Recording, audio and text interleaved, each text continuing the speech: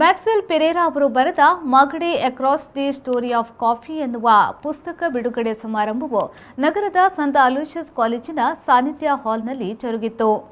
ಖ್ಯಾತ ಬರಹಗಾರ ಮ್ಯಾಕ್ಸ್ವೆಲ್ ಪೆರೇರಾ ಅವರು ಬರೆದ ಮಗಡಿ across the story of coffee ಎನ್ನುವ ಪುಸ್ತಕ ಬಿಡುಗಡೆಗೊಂಡಿತ್ತು. ಮಂಗಳೂರಿನ ಸಂತ ಅಲೋಷಿಯಸ್ ಕಾಲೇಜಿನ ಹಳೆಯ ವಿದ್ಯಾರ್ಥಿ ಸಂಘದ ವತಿಯಿಂದ ಆಯೋಜಿಸಿದ್ದ ಕಾರ್ಯಕ್ರಮದಲ್ಲಿ ಶಿಕ್ಷಣ ಸಂಸ್ಥೆಯ rector reverend father Melvin Pintu ಅವರು ಬಿಡುಗಡೆಗೊಳಿಸಿದರು. ಈ ವೇಳೆ ಮಾತನಾಡಿದ ಮ್ಯಾಕ್ಸ್ವೆಲ್ ಪೆರೇರಾ ಅವರು ಪ್ರತಿಯೊಬ್ಬರ ಮನಸ್ಸಿಗೆ ಮುಟ್ಟುವ ರೀತಿಯಲ್ಲಿ ಈ ಪುಸ್ತಕವನ್ನು ಬರೆದಿದ್ದೇನೆ ಎಂದು ಹೇಳಿದರು.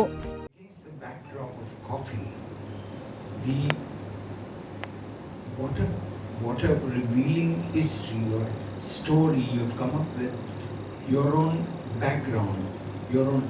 I didn't write anything. I said about my background. It was the coffee that was growing in me instead of me growing the coffee.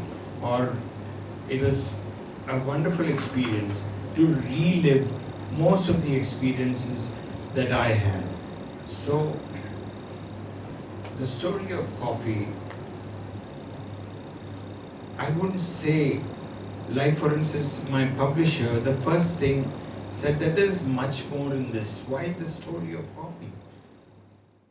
ಈ ವೇಳೆ ಕಾಲೇಜಿನ ಪ್ರಾಂಶುಪಾಲರಾದ reverend father doctor Praveen ಮಾರ್ಟಿಸ್ SJ ಸೇರಿದಂತೆ ಮೊದಲಾದವರು ಉಪಸ್ಥಿತರಿದ್ದರು. ನಾಗೇಶ್ ಕಾಬೂರು, ವಿ4 ನ್ಯೂಸ್, ಮಂಗಳೂರು.